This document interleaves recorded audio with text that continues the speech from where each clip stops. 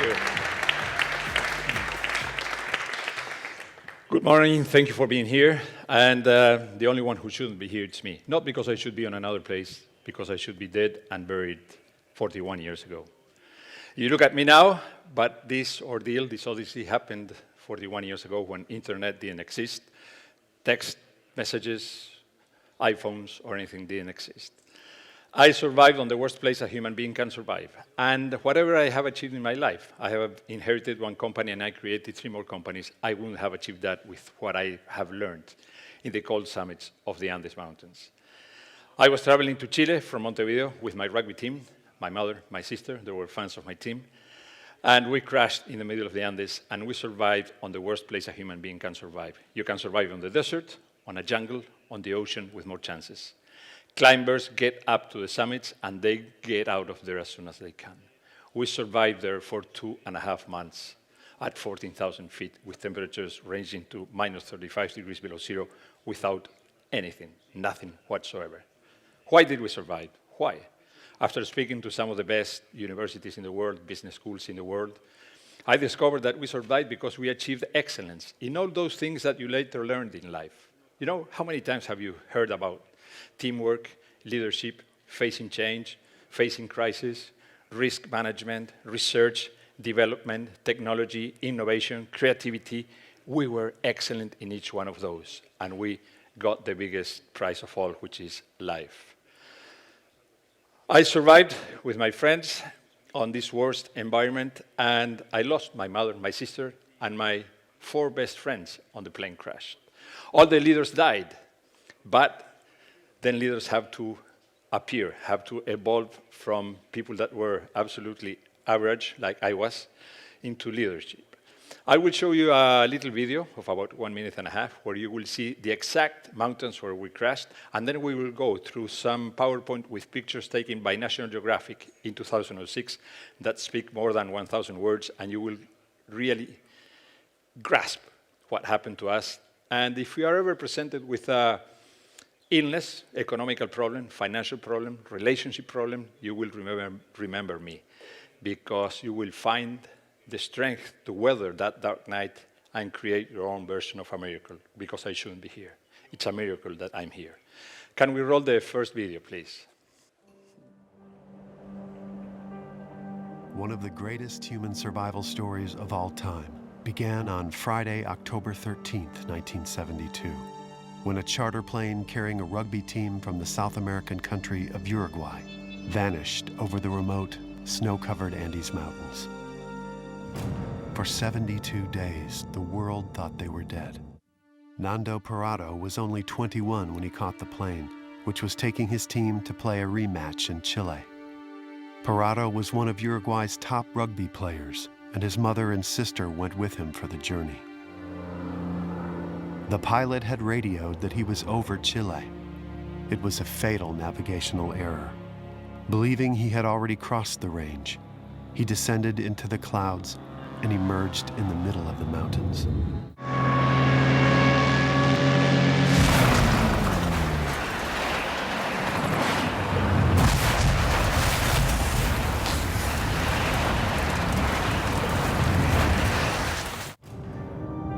They had crashed at over 11,000 feet. At night, temperatures dropped to 30 degrees below zero. They couldn't survive on just a few bars of chocolate.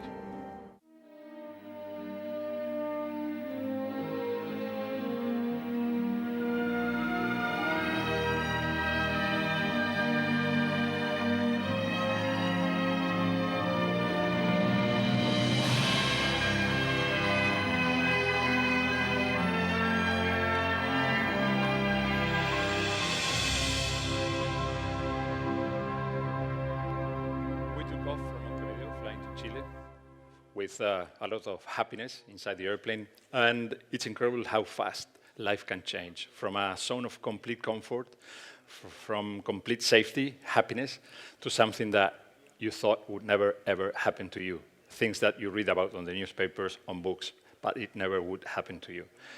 I was sitting on the middle of the airplane, on the aisle seat, and my friend Panchito hits me with his elbow and said, "Nando, look." And I looked, and about 100 meters away from the airplane, mixed with the clouds, a huge mountain went by. And I said, we cannot fly that close to the mountains. I looked to where my mother was, and it's incredible how many things you can record in your mind in the last tenth of a second of your life. This horrible metallic sound, and then the impact and complete blackness. I died. And as you can see here on this drawing, the plane hits the mountain with the belly, loses the wings, the engines, breaks in half, and it flies in the air because of the speed of the airplane, and it lands on the exactly same angle that the next mountain had. Had it landed with a different angle, it would have cartwheeled, somersaulted, and destroyed itself. But incredibly enough, the miracle is that of the 45 people on board, 29 survived the impact. And the plane slides down 2,000 meters from the side like a skier out of control, gaining speed, and at 220 miles an hour, stops in 1 meter against the glacier. And that's the worst impact, not the first one. It stops in the middle of the glacier, surrounded by mountains, completely surrounded by mountains, so that we didn't have any horizon. And you see the front part of the cockpit destroyed on the third impact. This kills the pilots, and happiness turns to silence and complete horror. Inside the airplane, 29 guys survived the impacts, and we were a team. We were a fantastic team. We had been playing rugby together since our school days, and we were a team. And the captain took in charge 10, 15 minutes after the plane crashed, took charge, helping the wounded guys, taking the dead bodies from inside the airplane. But he took the biggest decision I've ever seen taken in my life. Every CEO I have seen speaks about biggest decisions. But Marcelo, he was 21 years old, he said, guys, we will be rescued tomorrow because it's 5:30.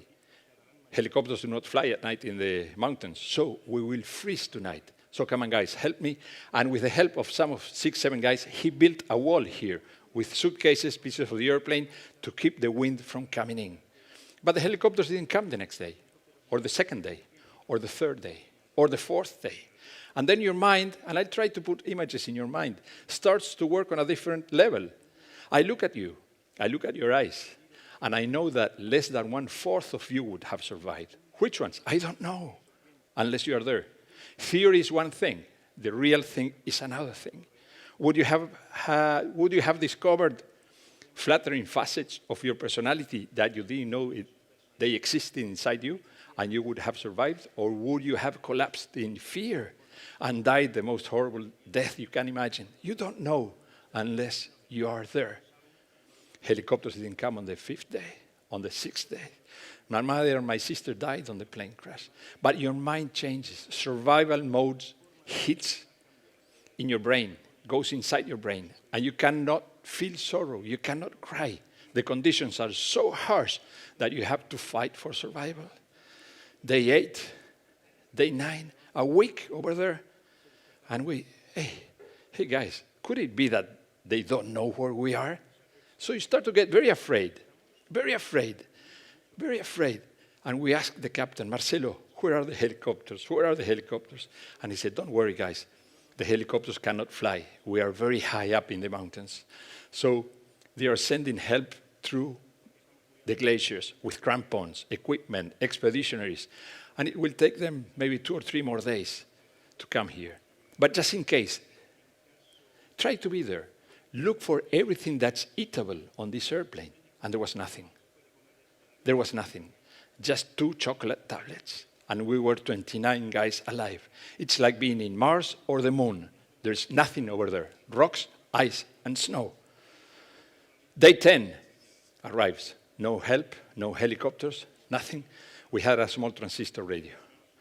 We could listen to a shortwave station from Santiago. And that day in the morning, we heard the news program, and the journalist gave international news, local news, and then he said, and we also want to communicate to our listeners that the search for the Uruguayan plane with the All Christians rugby team has been abandoned. After searching for 10 days, there's no hope to find the wreckage of the plane because it snows, or the bodies, the snow covers all the debris. So the search has been stopped, and he said, the Andes never give back what they take. How would you have felt there? I felt so afraid. Some of the guys cried. and fell to the ground, embraced each other. We were condemned to die. And I thought on that minute, I remember clearly thinking, I don't want to die. I don't want these mountains to steal away from me my life. I will find love one day. I want to get married. I want to have a life, but I'm going to die.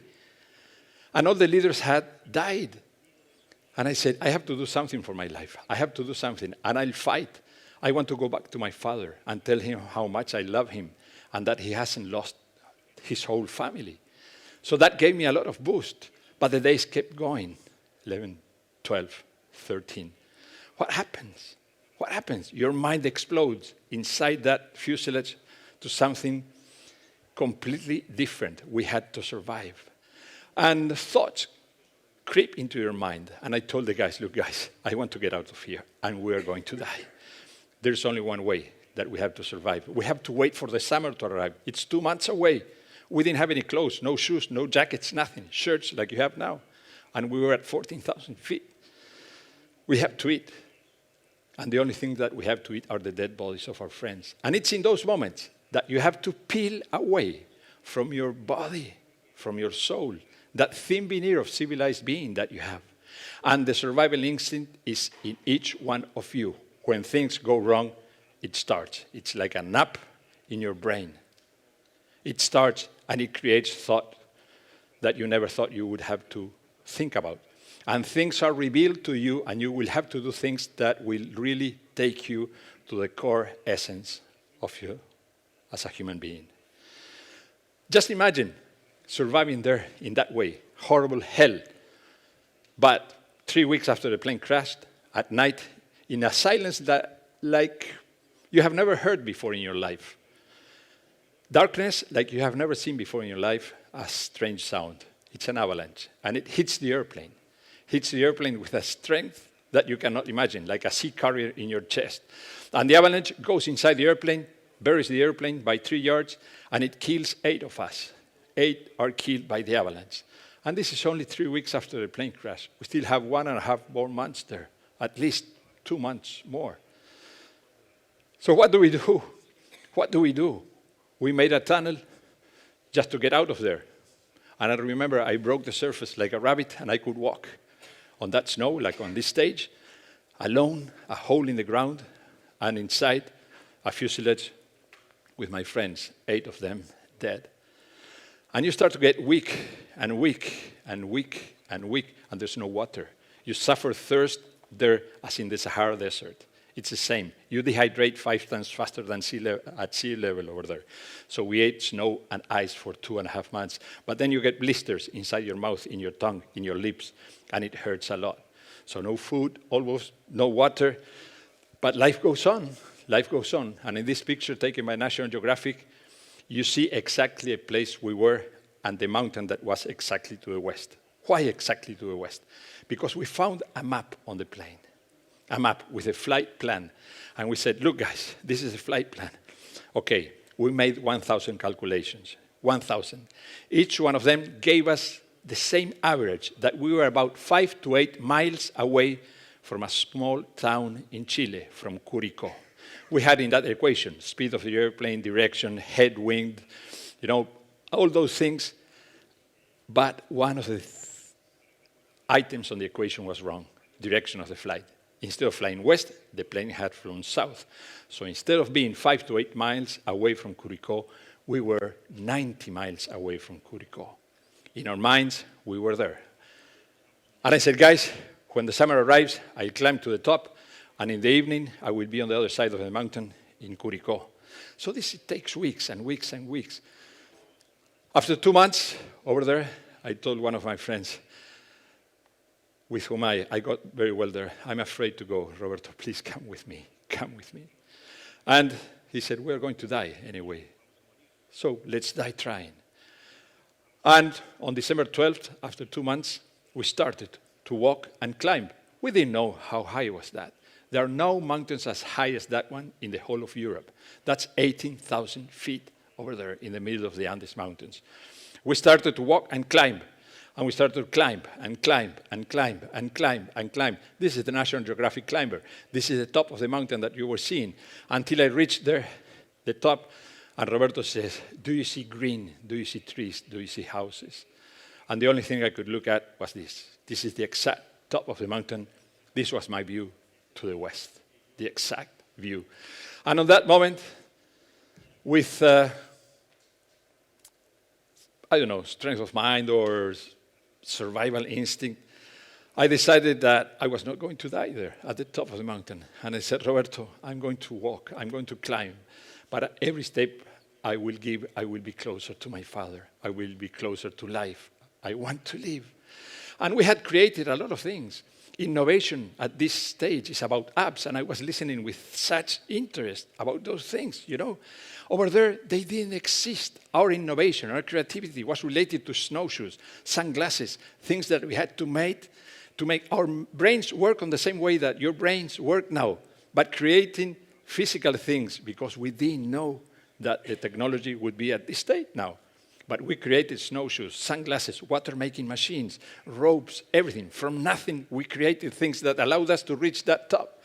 And then we kept going, and we kept going, and going through the valleys. You see one of the climbers there. It's huge. 10 and a half days walking, crashing. You can run the Ironman, and you can stop if you're tired. If you stop there, you're dead. Finally, 10 and a half days after we started, we saw a peasant on the other side of a river. The peasant was the link to rescue to the helicopters. The helicopters came, they rescued us. I flew with them to rescue the other guys because they didn't know where they were. They took us to the hospital in San Fernando, in the southern part of Chile. From there to Santiago. From Santiago on a chartered plane back home in Montevideo. When I got there, my real ordeal started. My friends went back home. Their families embraced them. The ordeal was finished. I went back home. My mother was not there. My sister was not there. I embraced my father on an embrace that I still feel 41 years later. And I opened the window of my house and I said, Nando, what are you going to do with your life? What are you going to do? And I said, I'm going to have a life. I was blessed. I realized that I was blessed to have been given the chance to be born again. And I said, I won't destroy my life. I will have a life. And I started to work hard. I started to do my sports hard. And one day in Europe, I met a beautiful person and a beautiful girl. And I married her. 1 week later, my decisions were fast. We have been married for 36 years. She gave me 2 beautiful girls, my daughters. And I worked hard. I became chapter chairman of YPO, Young Presidents Organization, WPO, Entrepreneur of the Year. I created my companies, I worked hard, but my father always told me, don't lose your connections, Nando, don't lose your connections. Live your present because it's the only real time. The past is already gone. The future has not arrived yet. It will arrive and you will cope with it like every human being since the history of mankind. So don't forget to live your present. The present is the most important time of your life. And I worked hard, but I never jeopardized my family in order to obtain that. And 5 years ago, my 2 daughters asked me, Daddy, we want to go to that glacier because we were born there. Hadn't you fought in the way you fought, hadn't you suffered in the way you suffered, we wouldn't be alive. And we want to put flowers in the grave of your mother and your sister and your friends. So I made an expedition and I took them there. I took them to the mountain. I took them there. And that photograph, a friend of mine took it. It's me, my 2 daughters, and my wife looking at the first mountain that we climbed. That's the icon of my life. That represents my life. That represents my life. And, life goes on. Life goes on. And my biggest triumph is not my bank accounts, what I have achieved, my houses, my companies. It's not that. It's that I have achieved a family which I have dreamt of every single minute on that frozen fuselage. But then, 3 years ago, my granddaughter, Alexia, was born. I'm not a romantic. I'm more competitive than anybody here. I can assure you, I love material things more than anybody here. I love good clothes, good cars, be successful, flying first class, success on my companies more than anybody. I enjoy every day when I wake up. I try to be the best one, and I am blessed with breathing. That is something you should learn. So Alexio was born, and 4 weeks ago, Maximo was born, my grandson. And my biggest triumph will be one day that Maximo or Alexia say, we are alive because my grandfather crossed the Andes to give us life. And remember that life is not measured by the amounts of breaths that you take, but by those extraordinary moments that take your breath away. I read that and I love it. And those extraordinary moments are usually linked with love. Remember that, live your present, be good, be competitive, and thank you very much, because nobody knows what's going to happen tomorrow. That's very important. Thanks for being here. Thank you. Thank you.